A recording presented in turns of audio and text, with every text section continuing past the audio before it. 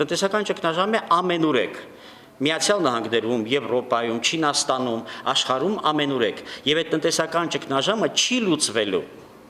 Այսինքն, եթե այսօրվա աշխարհը, այսօրվա տրամաբանությունը մնաց, ճգնաժամը անդադար խորանալու է, ցնելով խայտարակ երևույթներ, պատերազմներ, էպիդեմիաներ, այդ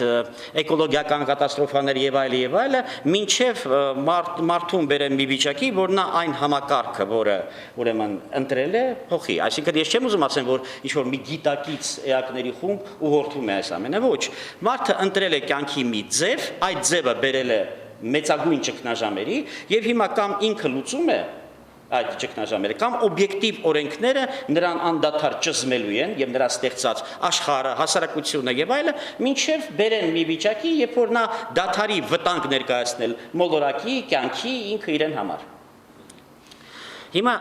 սա է վիճակը եւ այսպես այդ վտանգների շրջանակում մենք պետք է հասկանանք ինչ անենք։ Տնտեսական ճգնաժամը մեզ մոտ խիստ խորքային է, որտեղ մենք անհեթեթ ենք կատարյալ ձևով, բայց քանի որ համաշխարհային ճգնաժամը կա, մեզ մոտ միայն խորանալու է, եթե մենք հատուկ միջոցառումներ չդիմենք։ Եթե մենք էլի ունենք այն ինչ որ ունենք, ուրեմն ճգնաժամը միայն խորանալու է։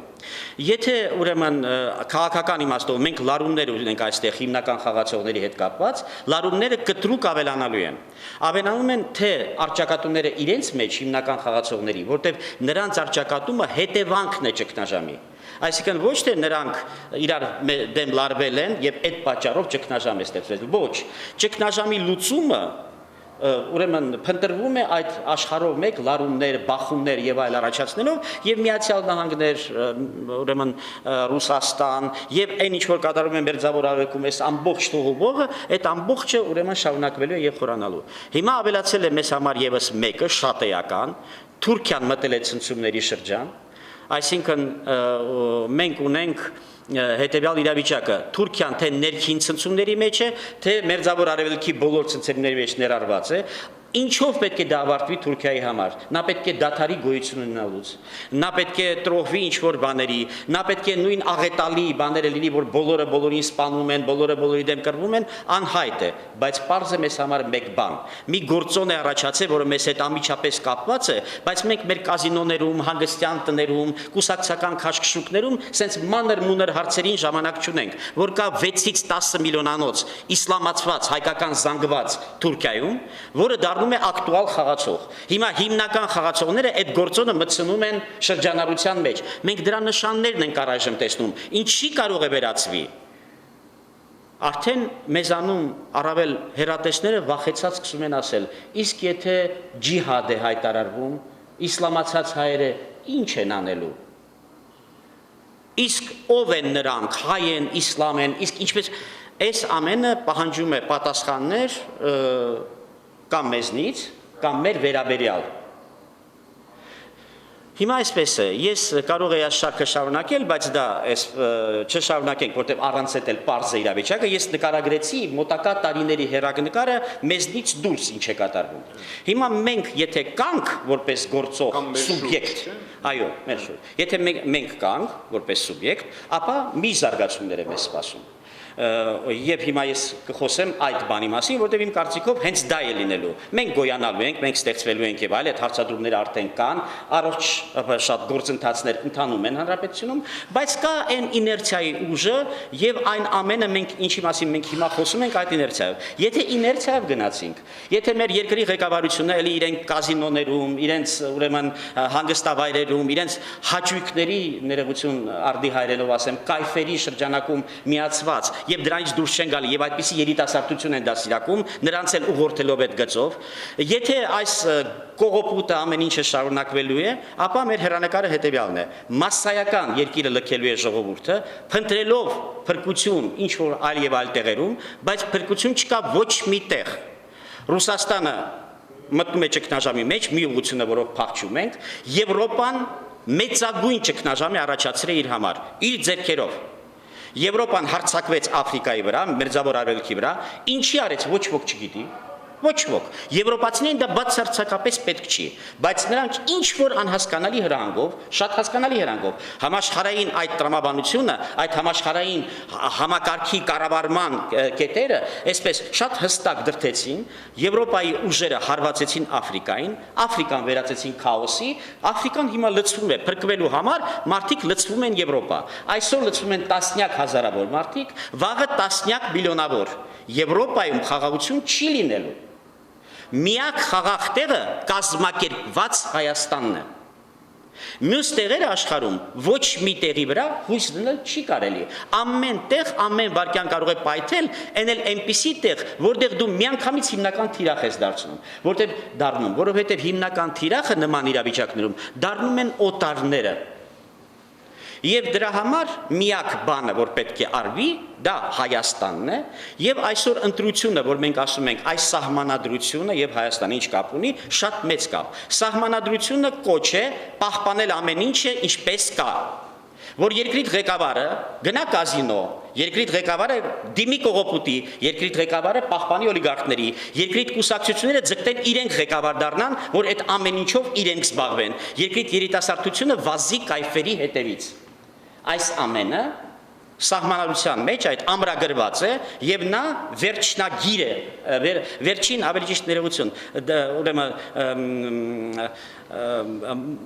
մահագիր է Հայաստանի համար ավելի ճիշտ, այսպես ասենք, որովհետեւ եթե մենք հանկարծ թողնենք, որ գնանք այդ ուղիով, այդ տրամաբանությունը շարունակենք, մեզ համար ավարտվելու է դրանով բոլորը փախչելու են եւ այստեղ հիմնական խաղացողները փորձելու են այստեղ հիմնական խաղացողները կլինեն երևի թե մոտակա տարիներին Ռուսաստանը, Իրանը եւ այն ինչ որ կմնա Թուրքիայից, որպես ինքնուրույն գործոն կամ որպես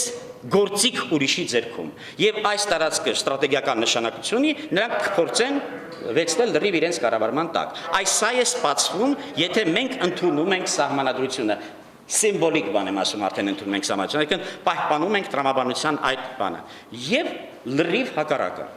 Երկու ծրագիր է առաջարկվել 2 տարի առաջ արդեն հստակ ձևակերպված եւ ծրագրերի այսպես հետևում կանգնած են կոնկրետ կառույցներ, որոնք գործում են։ Մեկը կոչվում է Հայաստան, մեկը կոչվում է Հայք։ Հայաստան առաջ է քաշել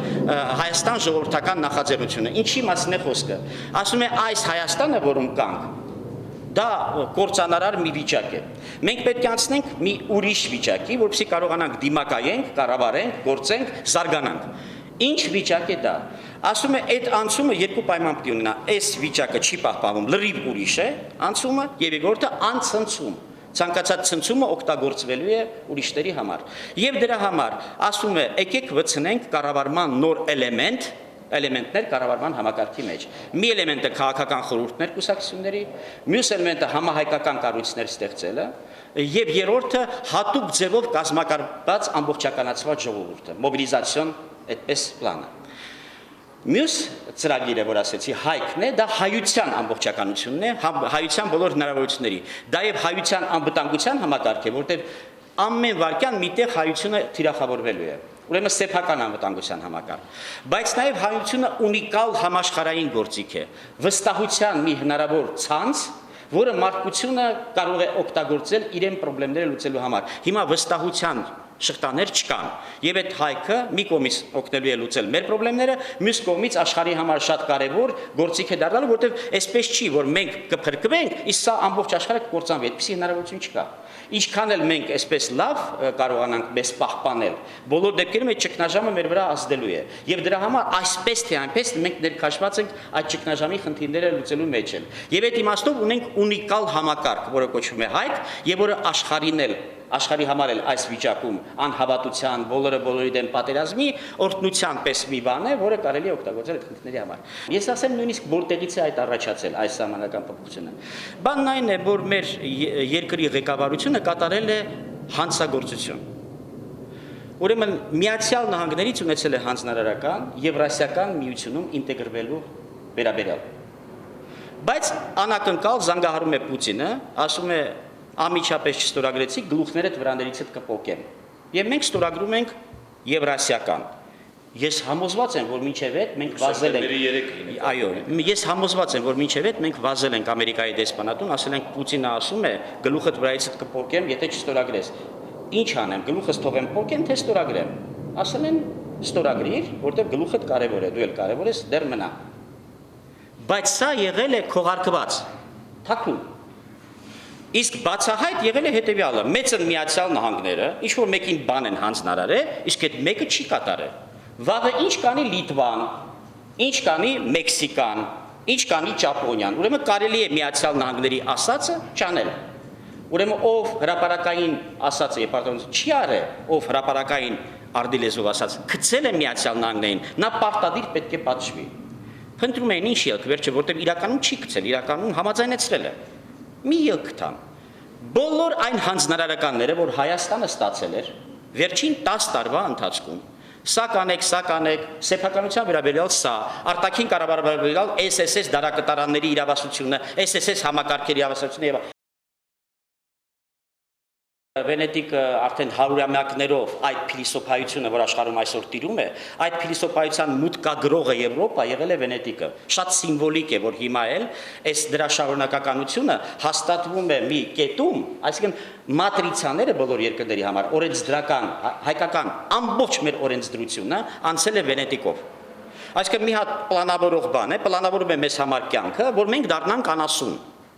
Մենք այդ ուղղությամբ ենք գնում, եթե որևէ մեկը կասկածում է եւ իրեն թվում է, որ ինքը փառայեղ վիճակում է, մենք շատ ավելի քիչ գիտենք, մենք շատ ավելի շատ փորձում ենք լափել, մենք փորձում ենք իրար խժռել եւ այլ եւ այլ։ Մեզ դարձնում են անասուն եւ գիշատիչ։ Եվ դա Վենետիկն է։ Մենք սկզբից 88-ին մեր հայկական տրամաբանության մեջ սկսեցինք կառուցել մի